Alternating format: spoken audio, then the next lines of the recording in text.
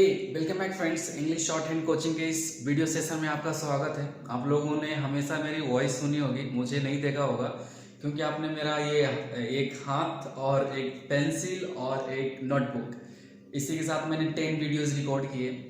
पहले तो मैं आप लोगों से माफ़ी मांगना चाहता हूँ क्योंकि मैंने कुछ दिनों से वीडियोस अपलोड नहीं किया है। इसलिए माफ़ी क्योंकि मैंने फर्स्ट जो मैंने 2 वीडियो के बाद जो थर्ड वीडियो मैंने अपलोड किया तो उसमें मैंने ये आप लोगों से कहा था कि अब मैं कंटिन्यू करूँगा, लेकिन कुछ प्रॉब्लम के कारण मैं कंटिन्यू नहीं कर पाया। आई थिंक 8 वीडियोस मैंने बनाए उसके बाद, लेकिन मेरा लॉकडाउन होने के कारण वर्क फ्रॉम होम स्टार्ट हो गया मेरा भी। तो मैं घर से काम अगर आप करते हो ऑफिस का तो ये पॉसिबल ही नहीं हो पाता है कि आप वीडियोस रिकॉर्ड कर सको, क्योंकि वो साउंड क्योंकि घर में नहीं हो पाता यार, क्योंकि आप फैमिली के साथ हो ना तो पॉसिबल नहीं हो पाता। लेकिन अभी ऑफिस स्टार्ट हो चुकी है लेकिन फुल्ली तरीके से नहीं हुई है। ऐसा कह सकते हैं कि कुछ टाइम पे आपको ऑफिस जाना है और कुछ वीक्स आपको घर से काम करने हैं। तो वर्क फ्रॉम होम अभी भी है, लेकिन 40% स्टाफ के साथ ऑफिस स्टार्ट हो चुकी है, तो जिसमें मैं भी हूँ। तो मैं क्या करता कि मैं 1 वीक में 2-3 बार मैं ऑफिस जाता, उसके बाद मैं घर से काम करता हूँ। तो सेटअप वगैरह मैंने घर पे स्टार्ट कर लिया है वो चीज़, तो अभी सब कुछ घर से ही हो रहा है, तो मैं मुझे अभी टाइम पे मिल पा रहा है रिकॉर्ड करने का।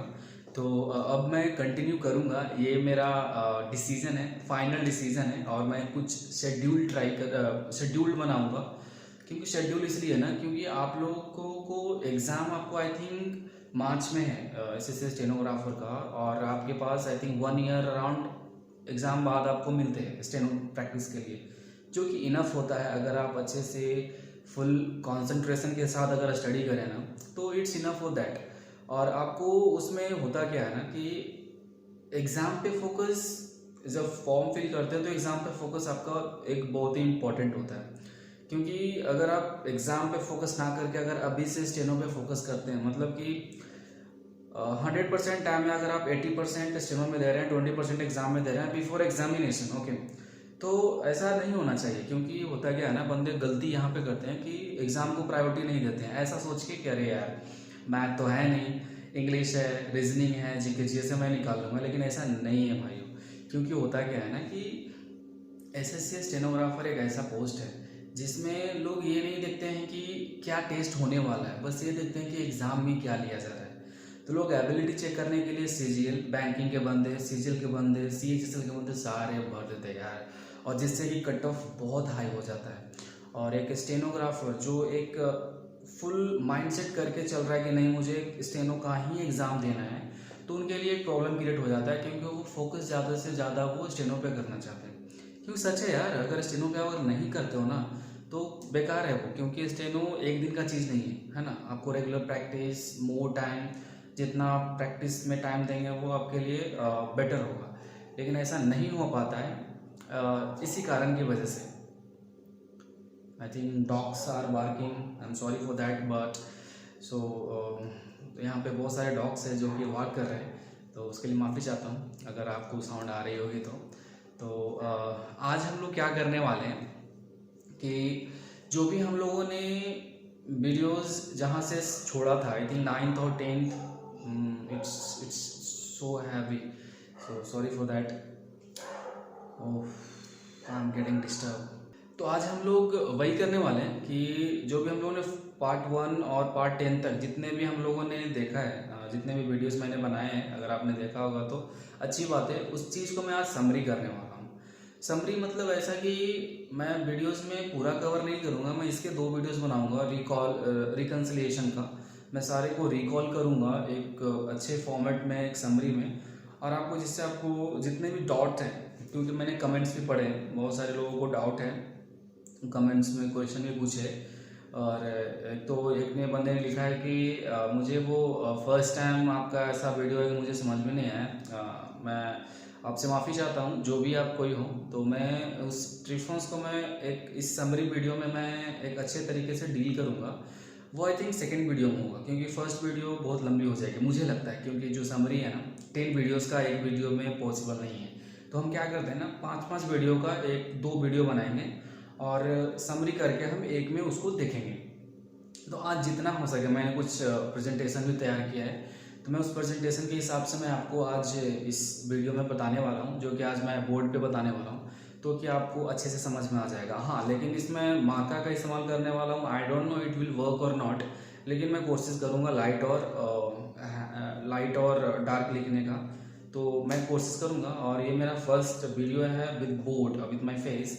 आई डोंट नो कि ये क्योंकि मैंने बोर्ड का भी इस्तेमाल नहीं किया है, और मेरे हैंड इसमें आएंगे कि नहीं, क्योंकि आउटलाइंस अगर सही तरीके से नहीं बनेंगे तो आपको भी थोड़ा सा प्रॉब्लम होगा। लेकिन मैं उस टाइम पे आपको बताऊंगा कि ये क्या है, कौन सा डार्क है, लाइट है, तो आपको जिससे आपको कुछ समझने में आसानी हो। तो आज की वीडियो हम शुरू करते हैं अल्फ़ाबेट से और वोवेल से, और जितने भी ग्राम ब्लॉक से वो हम धीरे धीरे करके देखेंगे। ओके, तो इस वीडियो में आज हम जो करने वाले हैं वो है अल्फ़ाबेट। तो अल्फ़ाबेट को मैं पहले लिख देता हूँ, और फिर लिखने के बाद मैं उसके आउटलाइंस बनाऊँगा, और जो ज्योमेट्रिकल फॉर्म है ना, क्योंकि हमारे 24 अल्फ़ाबेट्स हैं, तो उस अल्फ़ाबेट को मैं ज्योमेट्रिकल फॉर्म में, क्योंकि आपने अगर स्टेनो की बुक देखी होगी तो उसमें एक ज्योमेट्रिकल फॉर्म बना कर दिया गया है। जितने भी हमारे इंग्लिश शॉर्ट हैंड में स्टॉक है, कॉन्सोनेंट्स हैं, उसको ज्योमेट्रिकल उस फॉर्म में ही है। तो उस फॉर्म को समझते हैं आज, और अल्फ़ाबेट्स देखते हैं और वॉवेल्स देखते हैं। तो चलिए देखते हैं, शुरू करते हैं।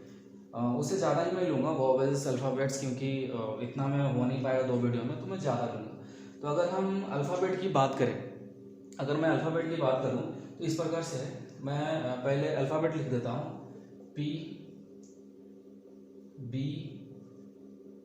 T D J C H। इसको हम चे भी बोल सकते हैं और चा भी बोल सकते हैं। अगर चेस्ट लिखना हो तो चेस्ट। अगर चे की बात करें तो चे के बाद आता है हमारा जे, जो कि हम इसको जे भी बोलते हैं। तो जे के लिए हम क्या करेंगे, ये, और जे के बाद हमारा आता है के। इसको जो फॉर्म है ना लिखने का तरीका वो मैं बताऊंगा, इसके बाद बताऊंगा।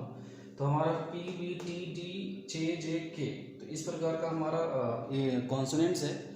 और आई थिंक आपको दिख रहा होगा कि आई थिंक के दिख रहा है, के इज, हाँ के दिख रहा है। तो चलिए आगे देखते हैं। तो के के बाद जो आता है ना वो आता है हमारा गे। तो इसके साथ मैं लिखते हुए चलता हूँ, ताकि जो जिसको नाम क्या है ना, प्रोनाउंस क्या करते हैं वो आपको समझ में आ जाए। पी को हम पी ही बोलते हैं, बी को बी ही बोलते हैं, और टी को टी ही बोलते हैं। ओके, और डी को हम डी ही बोलते हैं, डी डबल ई। लेकिन च को चे भी बोलते हैं, चे, CHAY। अगर मैं जे की बात करूं तो जे को हम जे इस प्रकार से लिखते हैं, JAY। और के की बात करूं तो KAY। अगर मैं इसकी आउटलाइंस मैं अभी नहीं बताऊंगा, आउटलाइंस मैं लास्ट में सब एक साथ में लिखने के बाद बताता हूँ। ओके, जो कि आपको आसानी हो जाएगा समझने में। ओके, तो के के बाद हम लिखते हैं गे। तो जो कि जी जो फॉर्म होता है ना, तो जी फॉर्म के लिए वो गे आता है, लेकिन उसको जी भी बोलते हैं और गे भी बोलते हैं। तो जी के बाद हम लिख सकते हैं, जी के बाद हम एफ या वी लिखते हैं। ठीक है, एफ वी। एफ और वी को हम एक ही फॉर्म में लिखते हैं, जो कि आपको पता होगा अच्छे से। ओके, अगर मैं इथ की बात करूं तो जो कि इथ, जो कि TH को बोलते हैं, टी वी के बाद TH, इथ। और डी भी इसी को बोलते हैं, लेकिन जो आउटलुक बनता है ना एक ही बनता है, लेकिन डार्क और लाइट का फर्क है। फिर आता है हमारा SZ। इसको भी 2 तरीके से हम बोलते हैं, जो कि हम समझते हैं धीरे धीरे। फिर आता है इश, जो कि SH होता है। ओके, SH, इश। और ZH अगर मैं लिखूँ तो आपको नहीं दिखेगा, हाँ, तो मैं नेक्स्ट लाइन में मैं लिखूँगा उसको। अगर हम जी की बात करें, प्रोनाउंसिएशन की अगर हम बात करें, प्रोनाउंसिएशन और दूसरे फॉर्म की बात करें, क्योंकि हम जो जिस प्रकार से हम लोग इंग्लिश में सीखते हैं ना, कि ए को ए ही लिखा जाता है, ए फॉर एप्पल होता है, तो उसको हम अलग तरीके से नहीं बोल सकते, तो इसमें हम बोल सकते हैं, ठीक है ना, क्योंकि ये कोई लैंग्वेज नहीं है, ये एक आर्ट है। तो हम इसे बोल सकते हैं, जी को जब जी भी बोल सकते हैं, ठीक है। अगर लिखना हो गैरेज, ओके, तो जी को गैरेज में जी को गे भी बोला जा रहा है, गै भी बोला जा रहा है, और जी को ज भी बोला जा रहा है। तो इसमें दो तरीके से हम बोल रहे हैं, एक गे और एक जे। तो जी, तो इसको हम गे भी बोलते हैं, जी को, ठीक है। तो हम अगर हम जी की बात करूं तो जी को हम गे भी बोलते हैं। अगर जी ए वाई हम इसको लिखते हैं, ओके। ये हमारा, अगर मैं एफ की बात करूं तो एफ को एफ ही बोलते हैं। अगर वी की बात करूं तो वी को वी ही बोलते हैं। हाँ, इसको हम दो तरीके से बोलते हैं, इथ और दी। तो इसको हम इथ बोलेंगे और इसको दी बोलेंगे, टी एच, जो कि ये होता है ना डबल ई, इथ और दी। एस की बात करें तो एस, अगर जेड की बात करें तो इसको हम क्या बोल सकते हैं ना, जेड को जी भी बोलते हैं, जेड डबल ई जी। एस एच को हम क्या बोल सकते हैं, एस एच को इश बोलते हैं, ओके। तो इतना आई थिंक इसका आउटलाइन अगर मैं बनाऊं तो यहाँ तक आ जाएगा और ये यहाँ पे आ जाएगा। तो मैं क्या करता हूँ ना कि इतना आउटलाइन मैं बनाता हूँ, अगर इसमें स्पेस बचा तो फिर मैं आगे भी इसमें मैं ऐड कर दूंगा, ठीक है। नहीं अट जाएगा आई थिंक यार, तो चलो मैं इसको आ जाएगा मुझे लगता है, नहीं आ जाएगा मुझे लगता है। तो मैं इसको आगे बढ़ाता हूँ। हमारा एस एच के बाद जो आता है, जो कि ये हमारा इश है। अगर इश की बात करें तो इश के बाद हमारा जी आता है, जो कि सेम ही स्टॉक से लिखा जाता है, सेम ही आउटलाइन से, लेकिन डार्क वो होता है, ठीक है। तो अगर मैं डार्क की बात करूं तो डार्क में हमारा इश के बाद आता है हमारा जी।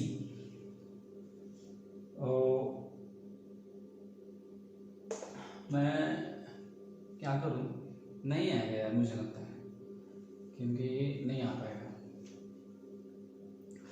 मैं काम करता हूँ, इसका आउटलाइन बनाता हूँ, जो भी लास्ट में बचेगा हम लोग उसको लास्ट में देखेंगे। और जो इस यहाँ पे मैं वो बनाता हूँ, ज्योमेट्रिकल फॉर्म बनाता हूँ यहाँ पे। तो उस ज्योमेट्रिकल फॉर्म में आपको भी समझ में आएगा, तो ये भी इम्पोर्टेंट है समझना, मेन इम्पोर्टेंट है। सॉरी बोर्ड छोटा है लेकिन काफ़ी है यार। तो अगर मैं पी की बात करूँ, ठीक है, अगर पी की बात करूँ मैं क्या करता, मैं सबको एरो लगाता, ठीक है। पी की बात करूँ, सब में एक लाइन होने का समझना है, तो लाइन जरूरी है, क्योंकि स्टेनो में कैसा है ना भाई, क्योंकि लाइन का वैल्यू है, तो line is most important in stenography. तो लाइन यहाँ यहाँ यहाँ और यहाँ, ओके। तो पी के लिए हम क्या करते हैं, पी के लिए अगर मैं लाइन की बात करूँ, आई डोंट नो कि ये 90 डिग्री, 45 डिग्री, और ये कितना होगा यार, 145 होता है ना around, I don't know, but मुझे नहीं पता यार ये डिग्री के बारे में ऐसा कुछ, ठीक है ना।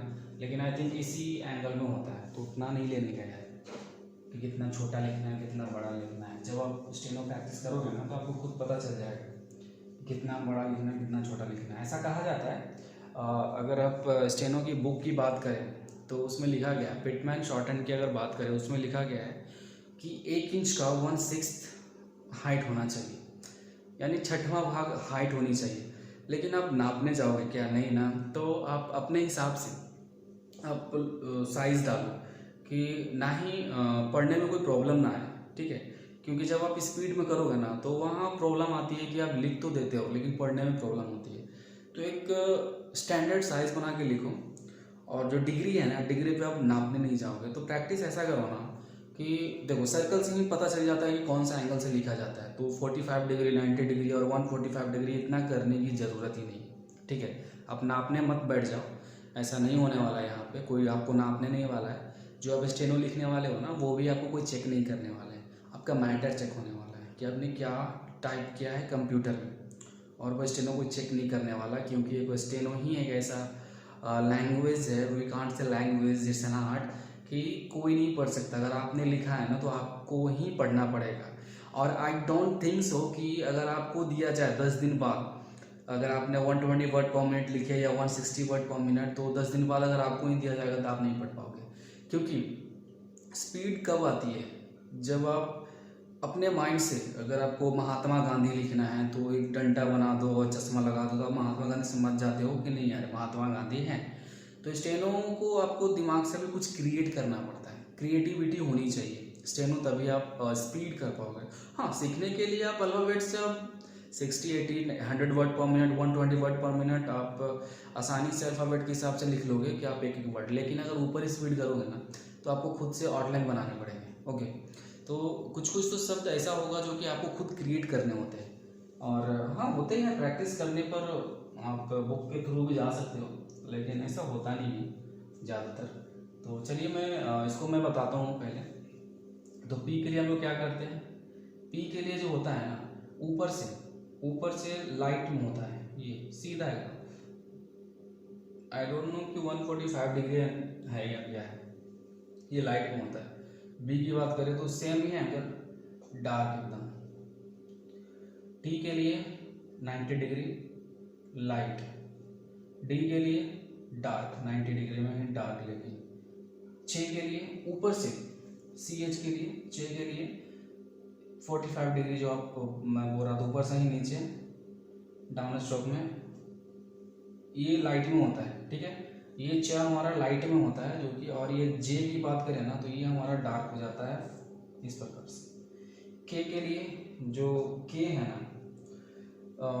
किस पोजीशन पे हम स्ट्रोक को लिखते हैं वो भी मैं बताऊंगा, लेकिन धीरे धीरे बिफोर और आफ्टर ये भी मैं बताने वाला हूँ। तो के लिए ना एक स्ट्रेट हॉरिजॉन्टल लाइन हम इस प्रकार से लाइट में देते हैं, और इसी हॉरिजॉन्टल लाइन को अगर हम डार्क में लिखते हैं ना इस प्रकार से, तो ये गे हो जाता है, जी और ग डार्क में एकदम डार्क एकदम स्ट्रेट होना चाहिए। और एफ की बात करें तो एफ हमारा लाइट में होता है इस प्रकार से, लाइट। भी की बात करें तो ये हमारा डार्क, पूरा डार्क एकदम, हाँ मतलब सेम ही, एफ ही और भी सेम ही आउटलाइन होता है, लेकिन ये एफ हमारा लाइट होता है और ये हमारा डार्क होता है।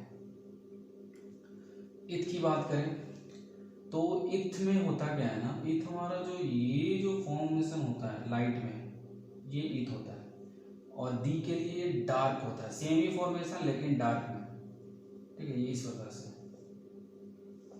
डार्क में। एस की बात करें तो एस हमारा जो इस साइड से लिखा गया है ना, एस हमारा इस साइड से लिखा जाता है डार्क लाइट में, ये जो होता है लाइट में होता है। और जी की बात करें, जेड की बात करें तो ये हमारा डार्क में हो जाता है इस प्रकार से, डार्क। सेमी स्ट्रोक होता है एंगल, सेमी डायरेक्शन लेकिन डार्क। एस एच की बात करें, इश की बात करें तो इश हमारा इस प्रकार से, अगर आपने इस प्रकार से लिखा ना, प्रॉब्लम तो होता ही है बोर्ड पे थोड़ा सा, क्योंकि आपको आउटलाइंस बनाने होते हैं। इश के लिए इस प्रकार से, इश लाइट में। ओके, इश, तो ये आपको समझ में आ गया होगा। तो इसको ना ज्योमेट्रिकल फॉर्म में समझते हैं, जो कि मैंने बताया था कि ज्योमेट्रिकल में ही ये सारा चीज़ है। तो देखते हैं कि ये जो मैंने स्ट्रोक्स लिखे ना ज्योमेट्रिकल में आते हैं कि नहीं। तो जो ज्योमेट्रिकल फॉर्म है ना इस प्रकार से, एक सर्कल है, क्या बात है, अंडा भाई, सर्कल होना चाहिए, अंडा नहीं होना चाहिए। ओके, ये अब लग रहा है ये सर्कल है। ठीक है, तो ये थोड़ा सा गंदा हो गया, मैं इसको ऐड करता। अरे वाह क्या बात है, अरे नीचे से गया, कोई नहीं, अपने को समझने से मतलब है ना। तो ये आपको समझ में आ गया होगा कि जो भी अल्फ़ाबेट्स है, ये जो भी मैंने अभी लिखा ये एक ज्योमेट्रिकल फॉर्म में है, जो कि मैं यहाँ बताने वाला हूँ। और आगे भी स्ट्रोक अल्फ़ाबेट्स है जो कि मैं इसके बाद बताने वाला हूँ। सो एडजस्टेबल नहीं था सारा स्ट्रोक को, सारा आउटलाइंस को ऐड करना, सारे कॉन्सोनेंट्स को ऐड करना। तो मैं इसको पहले बताता हूँ और इसको मिटाता हूँ, फिर इसमें सेकेंड वाला जो जितने भी हमारे कॉन्सोनेंट से, फिर मैं बताता हूँ। तो है ना, इसको मैं इस सर्कल को ना, इसी सर्कल में सारे आउटलाइंस हैं, कहाँ है देखते हैं। इसको मैं डिवाइड करता हूँ 90 डिग्री से और ये 0 डिग्री से, ठीक है। तो ये हमारा डिवाइड हो चुका है। तो अब देखते हैं कि P कहाँ पे है। तो P के लिए नहीं है यहाँ पे, तो P के लिए भी एक ये डालते हैं और च के लिए ये डालते हैं, ठीक है। ये जो है ना, ये यहाँ पे आएगा, सॉरी इसके लिए वो सही से हो नहीं पाया। तो क्या करते हैं, P अगर यहाँ पे है ना, P अगर आपको दिख रहा होगा P, तो मैं इसको ना क्या करता हूँ, मैं इसको साइड में रखता हूँ क्योंकि ये मेरे को प्रॉब्लम क्रिएट कर रहा है। तो P के लिए है ना, ये P जो है ये है हमारा, ये P है, ये पूरा P है। B सेम ही है डार्क में, T हमारा 90 डिग्री, D हमारा 90 डिग्री सेम ही एकदम, जो कि सेम ही एंगल होता है। और च की बात करें तो C है हमारा च, ठीक है। और ज की बात करें तो ये सेम है डार्क में। और K की बात करें तो K हमारा ये हो गया और G हमारा सेम ही हो गया ये, ठीक है। F की बात करें तो ये यहाँ से जो ये आ रहा है ना, ये F हो गया और V हमारा सेम डार्क में, ठीक है। तो अगर हम ईथ की बात करें तो ये हमारा ईथ हो गया, यहाँ से यहाँ तक, ऊपर से नीचे। D हमारा वही होता है, S हमारा ये और Z हमारा ये, ईश हमारा ये हो गया, ठीक है। और Z हमारा ये होता है, जो कि मैं आगे बताता हूँ। तो ये आपको ज्योमेट्रिकल फॉर्म में समझ में आ गया होगा। इसको प्रैक्टिस कैसे करना है वो भी मैं बताता हूँ। पहले इसको मैं ख़त्म करता हूँ, ठीक है, जितना भी हम लोगों ने अभी देखा इसमें, क्योंकि आप आगे भी कॉन्सोनेंट्स हैं जो कि मुझे देखना है और आपको भी देखना है, ठीक है। तो चलिए देखते हैं।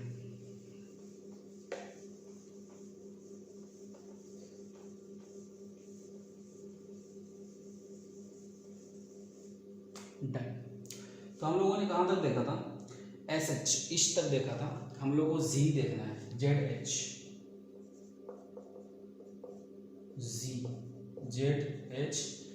ZH डबल E, जो कि Z होता है। अगर M की बात करें तो M, ओके। तो M को आपको M ही लिखना है, इसमें कुछ मतलब नहीं होने वाला है। तो M को M ही लिखना है, M, और N को N ही लिखना है। इसमें कोई दो राय नहीं है कि M को अलग और N को अलग लिखना है, ठीक है। तो इसके लिए मैं क्या करता हूँ,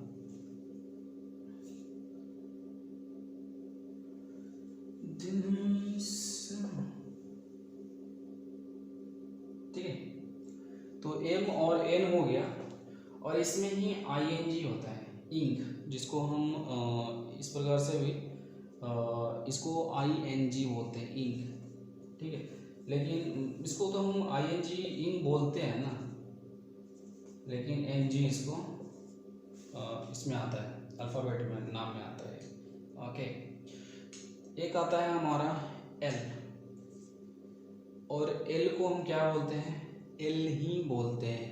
L को हम अलग चीज़ नहीं बोलते हैं, ठीक है। L को L, तो यहाँ आई थिंक ये दिख रहा है क्या, हाँ, नीचे एक और आएगा, और एक और लूँ क्या, नहीं छोड़, नहीं लेता हूँ एक और, क्योंकि इधर वो सारे आ जाएंगे, कौन सारे आपको खुद पता चलेगा, ठीक है। मैं लेता इधर से, ठीक है। तो अगर मैं नेक्स्ट की बात करूँ तो हमारा आता है R, जो कि R हम कैसे लिख सकते हैं, R को R ही लिखते हैं, लेकिन यहाँ स्टॉक भी लिखना है अपने को, है ना। तो मैं क्या करता ना कि इस अल्फ़ाबेट को मैं एक अच्छे से समझाता, और अल्फ़ाबेट क्योंकि कुछ ऐसे स्टॉक्स है जो कि अलग फॉर्म में लिखा था, जो कि इसकी कोई ज़रूरत नहीं होती, लेकिन एक R को मैं ले लेता हूँ, क्योंकि R जो है ना इसी ज्योमेट्रिकल फॉर्म में आता है। R को मैं ले लेता हूँ, R, ठीक है। तो मैंने R ले लिया है, जो कि हम इसको इस प्रकार से बोलते हैं, ठीक है। तो R ले लिया मैंने। अब इसका स्ट्रोक देखते हैं कैसे बना सकते हैं हम लोग। लाइन जो कि इम्पोर्टेंट है, मैंने पहले ही बताया, क्योंकि प्रैक्टिस इसी पे आपको करना है ना। तो जी के लिए आपको मैंने बताया ना, इश के लिए लाइट में होता है और जी के लिए डार्क में होता है, डन। और एम जो है ना, ये ये पूरा एम है ऊपर का, इस प्रकार से, ठीक है। और एन की बात किया था मैंने, एन हमारा ये है जो कि नीचे वाला है, और एन को इंग इसलिए बोलते हैं ना, एन हमारा लाइट में लिखते हैं, अगर इंग की बात आता है तो हम इसे डार्क में लिखते हैं, fully dark, okay. We should be understandable after writing, okay. तो एल की अगर बात करें तो एल हमारा ये आता है, ये जो फॉर्म है ना, ये आधा थोड़ा सा, ये ऊपर का, नीचे से ऊपर, सिर्फ पूरा नहीं, तो ये जो है ना, ये हमारा एल होता है, इस प्रकार से, इस प्रकार से नीचे से ऊपर, ये एल होता है। और जो आर है ना, ये ऊपर से नीचे से ऊपर एल, और ऊपर से नीचे अगर आता है तो आर हो जाता है, ठीक है।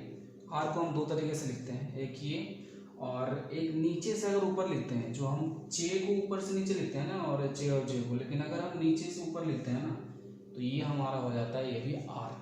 इसका इस्तेमाल एक अलग है जो कि मैं बताऊंगा, आप कंफ्यूज मत हो जाना कि यार इसको अभी इसी फॉर्म में लिखते हैं, च और ज को भी इसी फॉर्म में लिखते हैं, तो समझेंगे कैसे, कन्फ्यूज़न हो जाएगा। नहीं होगा कन्फ्यूज़न, क्योंकि जो इस्तेमाल है ना इस आर का, अलग तरीके से है, अलग जगह पे होता है, ओके। इसका इस्तेमाल वहाँ पे नहीं कर सकते, और जिसका यहाँ इसका इस्तेमाल जहाँ होना चाहिए, इसका इस्तेमाल वहाँ नहीं कर सकते, तो दोनों का इस्तेमाल अलग अलग है। तो इसमें आपको कंफ्यूज होने की कोई वजह नहीं होनी चाहिए, जो कि दोनों अलग अलग है यार, मैं आगे समझाऊंगा। और आपको, अगर आपने वीडियोस देखा है तो आपको अच्छे से समझ पता होगा कि क्या है नहीं है, क्योंकि मैंने ये बताया है आई थिंक 8 और 9 वीडियोस में।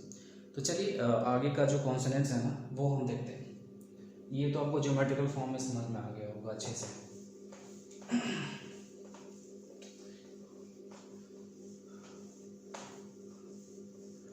मेरी आवाज़ चेंज होते जा रही है यार, मुझे लगता है कि इतना बोलने की आदत नहीं है मुझे, और मैं आई थिंक 5-10 मिनट से लगातार बोल रहा हूँ, तो मुझे लग रहा है कि मेरी आवाज़ है ना थोड़ी सी ये हो रही है, भारी हो रही है, क्योंकि मुझे इतनी बोलने की आदत नहीं है। मैं थोड़ा पानी पी लेता हूँ, थोड़ा सा ये हो जाएगा। हाँ, चलो यार, पानी पीकर कुछ तो राहत मिली। तो चलिए शुरू करते हैं।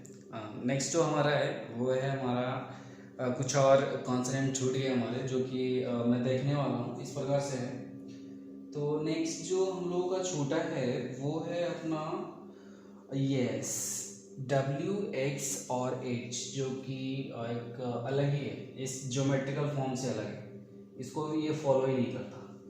ये जो तीन है ना, इसको फॉलो नहीं करता।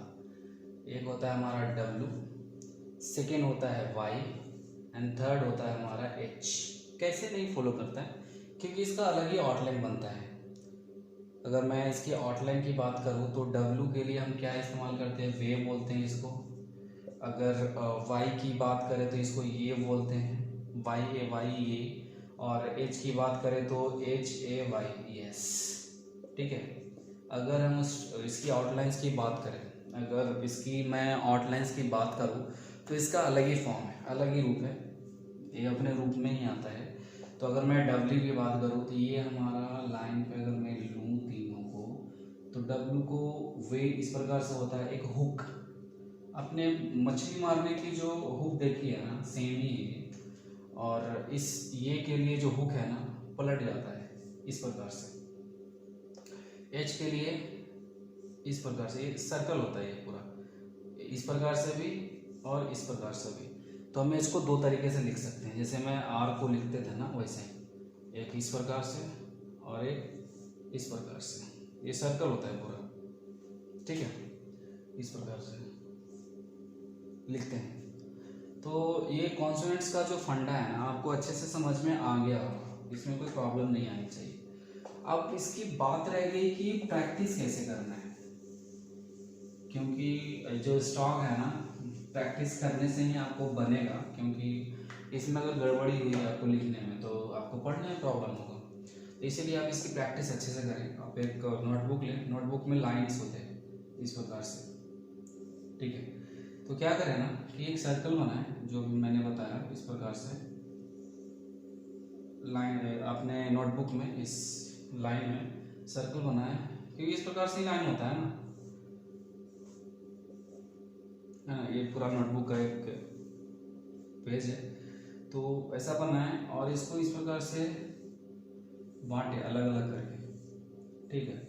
प्रैक्टिस करने का तरीका, अगर आपको एन का प्रैक्टिस करना है, ठीक है, पूरे सर्कल का प्रैक्टिस नहीं करना है कि बैठ के इसको ऐसे ऐसे करते रहे, ऐसा नहीं करना है। आपको पहले इस प्रकार से करना है। फॉर एग्जाम्पल आपको टी का करना है, तो टी के लिए क्या करना है, T T T T T, इस प्रकार से। के लिए के के के, पी के लिए पी पी पी, च के लिए च च च, ठीक है।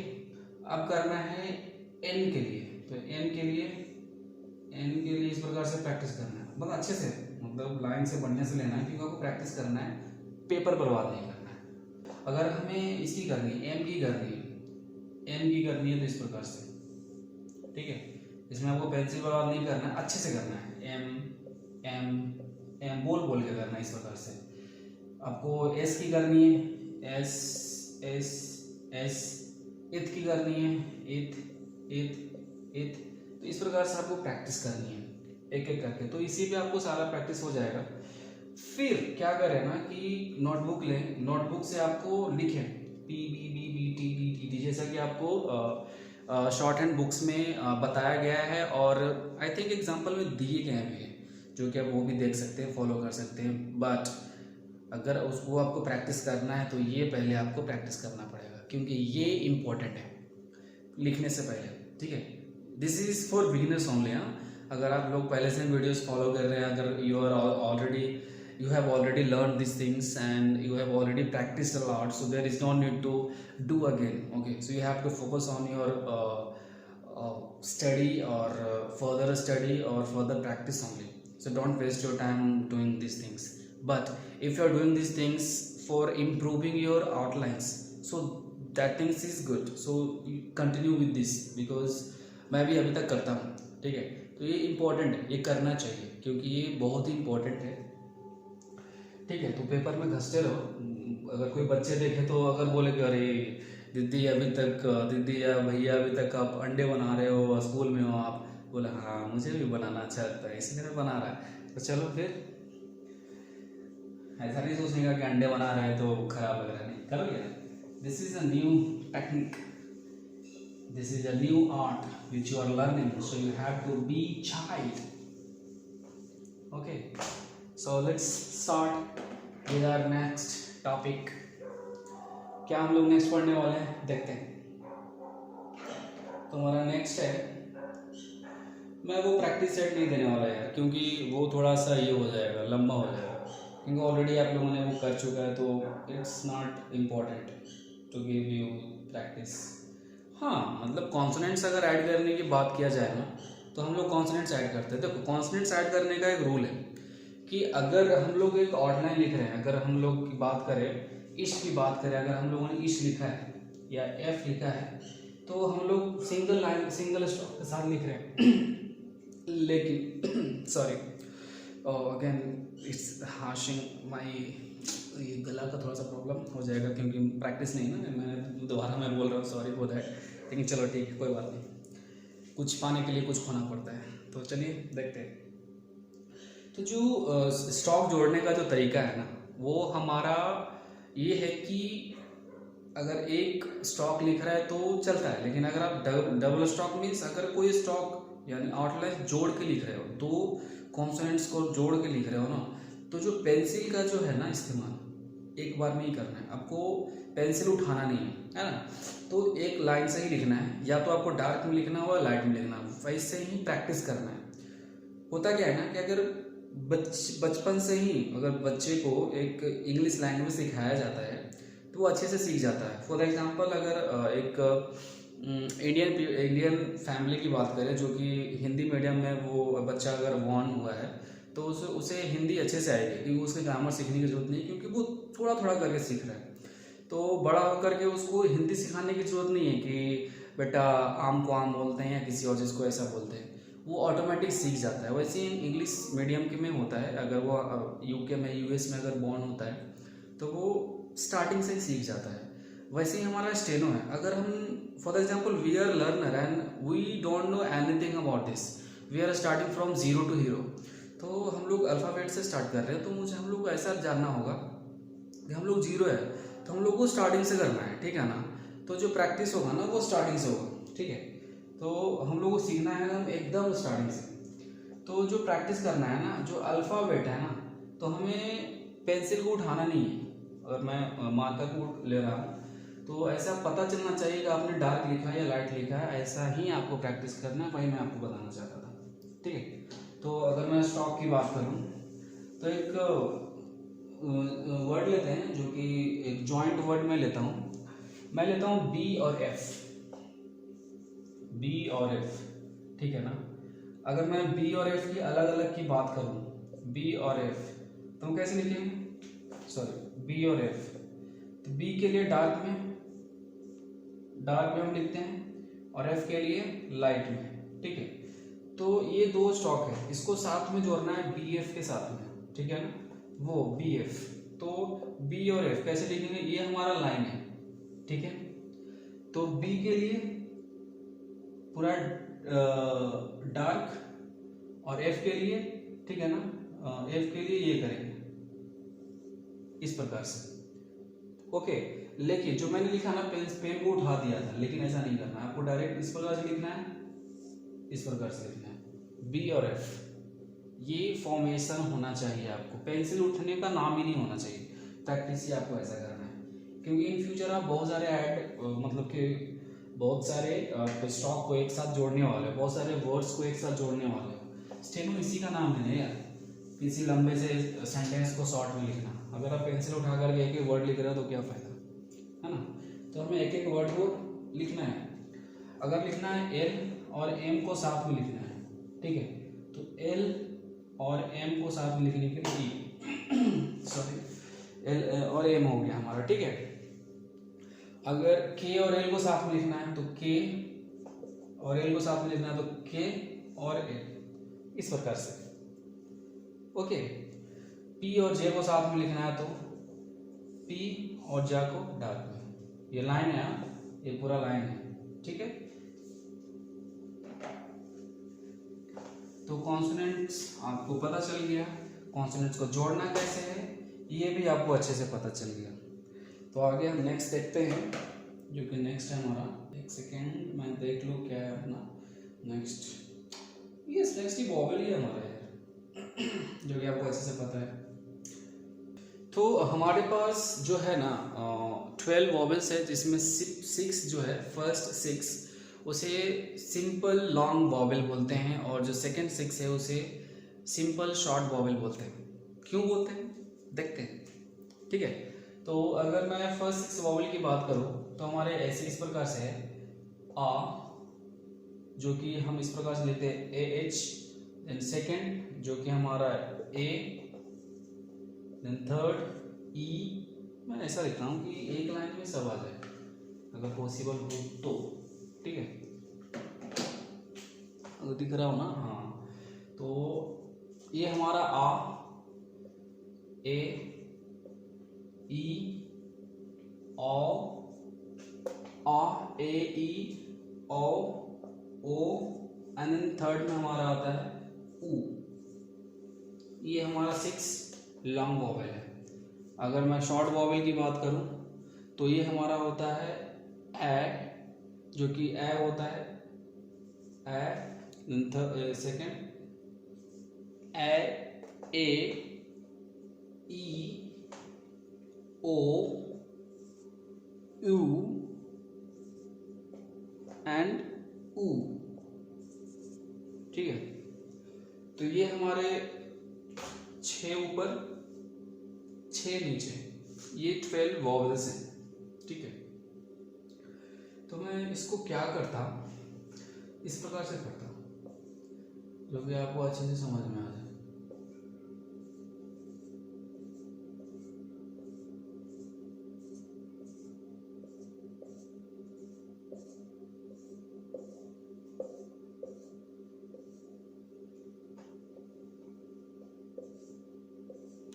ठीक है, तो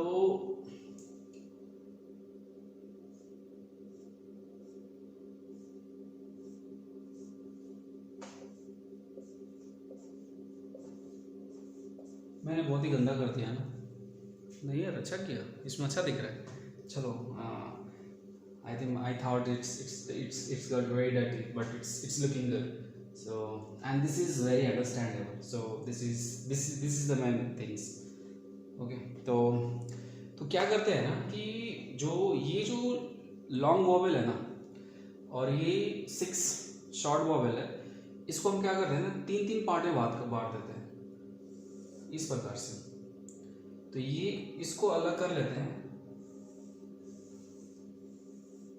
और ये इसको अलग कर देते हैं, ठीक है। क्यों, वो मैं बता रहा हूं। ये जो 3 लॉन्ग वॉवेल्स है, ओके, इसको क्या बोलते हैं ना कि इसको हम डॉट में लिखते हैं, हैवी डॉट, मतलब डार्क में। अगर कुछ है ना तो यही है, इस प्रकार से इंडिकेट करते हैं। और ये हैवी डैश में इंडिकेट करते हैं। और इसको light dot, light dot, light dot, इसको light dash, light dash, light dash, ठीक है। लेकिन ये चीज़ आपको एक चीज़ समझ में नहीं आया होगा, वो ये कि मुझे जो समझाना था आपको वो नहीं समझ में आया। चलिए वो भी समझ लेते हैं। मैं भी गजब हूँ यार, पहले लिखता हूँ फिर मिटाता हूँ, दोबारा मेहनत करता हूँ यार मैं। चलो कोई नहीं यार, आप लोगों को समझ में आनी चाहिए, उसके लिए मैं कुछ भी कर सकता। चलो फिर मैं दोबारा मिटाऊंगा, दोबारा लिखूंगा, जब तक आपको समझ में नहीं आएगी, है ना। कोई तो मैं मिटाया। चलो, मैं सच में, मैं दूसरी समय मुझे वैसा करना चाहिए था, मैंने गलत किया, मैंने सही बोला था this is looking very dirty, क्योंकि वो बहुत ही गंदा दिख रहा था। मतलब सच में अच्छा दिख रहा था वीडियो में, लेकिन मतलब समझने के तरीके से मेरा अलग ही टेंशन था वो देने का, लेकिन मैं अलग ही दे दिया था। चलो कोई नहीं, this is my first time on board, white board यार, तो कोई बात नहीं। तो मैंने पूरे को क्लीन कर दिया।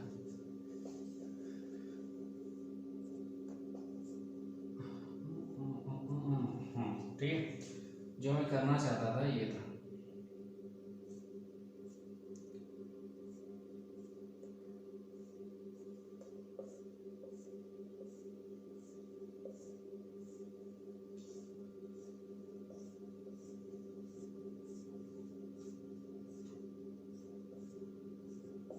ठीक है, तो मैं जो समझाना चाहता था ना, आपने ऊपर वाले को पता है कि सिंपल लॉन्ग वॉवेल है, मतलब हैप्पी डार्क में लिखना है, नीचे वाले को लाइट में लिखना है। तो जो आ ए ई है ना, ये 3 अलग है, और ये 3 अलग है, ये 3 अलग है, ये 3 अलग है। क्यों? क्योंकि ये डैश में होता है और ये डॉट में होता है, ये डॉट में होता है और ये डैश में होता है, ठीक है। तो जो ये 3 चीज़ है ना भाई, आ के लिए ना, मैं साथ में पोजीशन भी आपको बता देता हूँ, क्योंकि वॉवेल्स का कॉन्सोनेंट पे पोजीशन इम्पॉर्टेंट है, ठीक है ना। तो अभी मैं यहाँ भी पोजीशन बताता हूँ और कॉन्सोनेंट के साथ भी यूज करके भी बताऊँगा, जो कि आगे भी हम देखेंगे। तो जो आ होता है ना, वो हमारा फर्स्ट पोजीशन पे होता है। कैसे? हमारे पास टी है, टी एक कॉन्सोनेंट है, इसमें पोजीशन कहाँ पे है मैं साथ साथ बताते चलता, क्योंकि समरी है ना, आप लोग ये बोलोगे यार पूरा डिटेल में बता रहे हो और बोल रहे हो समथिंग, है ना, तो आप लोग भी गुस्सा हो जाओगे। कोई बात नहीं है, फिर भी मैं बताऊंगा। तो ये हमारा टी, तो इसमें 3 place, this one and this one, this is first, second and third. तो इस स्टॉक में 3 प्लेस है, first place, second place and third place, ठीक है ना। यही वॉवेल का काम है, first place, second place and third place. This is first, second and third, सारे में होते हैं। मतलब किसी भी फॉर्म को ले लो ना, अगर आप एफ को लेते हो तो इसका भी first, second, third, first, second, third, ठीक है। अगर आप एम की बात करो ना, एम में भी है फर्स्ट, सेकेंड, थर्ड। हर एक कॉन्सोनेंट में 3 पोजीशन है। ओके, 3 पोजीशन होता ही होता है।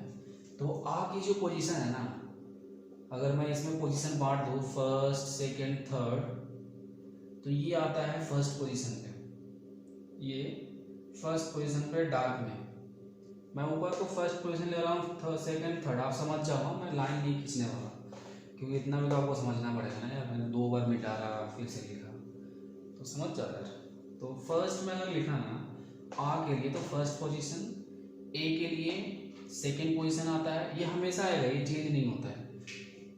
आ ए ई के लिए ये थर्ड पोजीशन है, फर्स्ट सेकंड थर्ड। वैसे ही हमारा डैश में है, ओ के लिए फर्स्ट पोजीशन डार्क में, ओ के लिए सेकंड पोजीशन डार्क में, और ऊ के लिए थर्ड पोजीशन डार्क में। Same thing, same rule will apply on this vowel also. So A के लिए फर्स्ट लाइट, ए के लिए सेकंड लाइट, ई के लिए थर्ड लाइट, ओ के लिए फर्स्ट लाइट, यू के लिए सेकंड लाइट, ऊ के लिए थर्ड लाइट। तो ये हमारा वॉवेल्स थे। तो ये आपको अच्छे से समझ में आ गया होगा, ठीक है। बहुत ही इजी था यार, मतलब कोई प्रॉब्लम नहीं होना चाहिए इसमें। तो ये आपको समझ में आ गया होगा। तो मैं इसको अभी क्लियर करता हूँ और कुछ शब्दों पर इसको अप्लाई करके मैं आपको दिखाता हूँ। पोजीशन भी आपको पता चल गया कि क्या पोजीशन होता है ना। तो पोजीशन आपको समझ में आ गया होगा। इट्स वेरी डर्टी यार।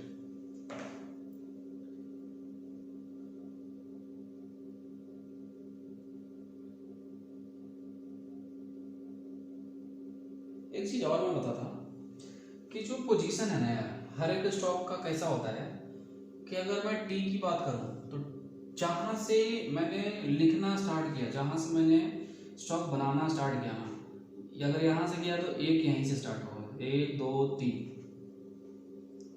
एम अगर लिखा, एम अगर मैंने स्टॉक बनाया तो एम मैंने यहाँ से स्टार्ट किया तो 1 2 3। अगर डब्ल्यू बनाना है तो यहाँ से स्टार्ट किया तो 1 2 2 3।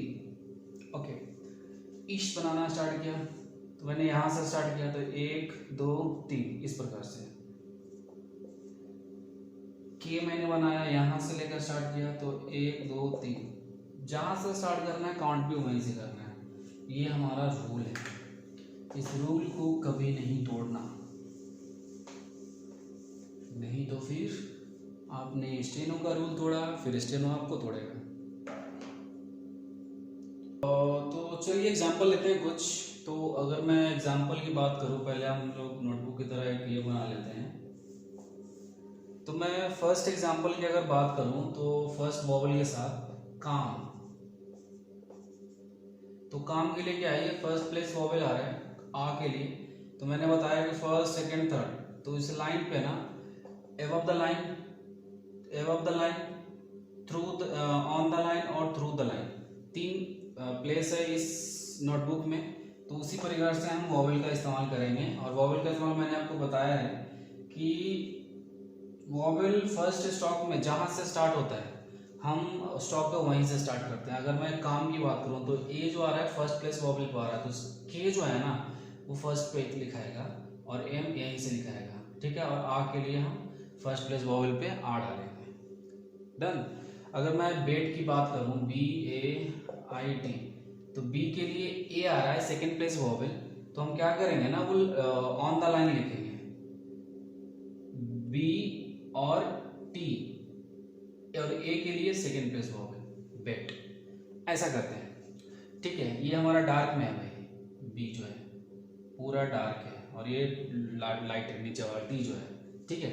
तो ये आपको समझ में आ गया होगा अच्छे से। अगर थर्ड प्लेस वॉवेल की बात करें, जो मैंने आपको थ्रू द लाइन बताया, तो थ्रू द लाइन के लिए मैं कौन सा एग्जांपल लूँ, मैं लेता हूँ पुल। हाँ यस, पुल जो है ना बेस्ट एग्जांपल है थ्रू द लाइन के लिए, पुल POOL। तो पुल के लिए क्या करेंगे, ऊ के लिए आपको पता होगा A E I O U, ऊ हमारा third place vowel heavy dash, ठीक है। तो पी के लिए क्या करेंगे, थ्रू द लाइन लिखना है, मतलब पी के लिए पी लाइट में और ये थ्रू द लाइन आ गया मतलब बीचों बीच, और एल के लिए ये। और जो थर्ड प्लेस, इसमें भी एक और रूल आप जान लो आप कि फर्स्ट प्लेस वोवेल, अगर जॉइंट स्टॉक में लिखते हैं ना, जॉइंट स्टॉक लिख रहे हैं साथ में, अगर फर्स्ट प्लेस फर्स्ट कॉन्सोनेंट के साथ वोवेल का इस्तेमाल करना है, फर्स्ट आ गया तो हम फर्स्ट पे डाल देते हैं, सेकंड आ गया तो सेकंड पे डाल देते हैं, अगर थर्ड आ गया ना तो थर्ड पे हम थर्ड पे नहीं डालते हैं। यहाँ पे हम लोग कहाँ डालते हैं, हम लोग क्या करते हैं ना कि थर्ड के वजह हम थर्ड प्लेस पे डालने की वजह से फर्स्ट जो स्टॉक है ना उस पर नहीं डाल करके सेकंड स्टॉक के पहले बिफोर लाइन पे थर्ड प्लेस पे डालते हैं। तो डबल स्टॉक जो है ना, मतलब डैश जो होगा थर्ड प्लेस का सेकंड कॉन्सोनेंट के पहले आएगा। तो ये आपको अच्छे से समझना है, ठीक है। फर्स्ट सेकंड थर्ड डालते हैं, लेकिन थर्ड के लिए हम सेकंड प्लेस कॉन्सोनेंट के थर्ड प्लेस पोजीशन पे डालते हैं इस प्रकार से पुल के लिए।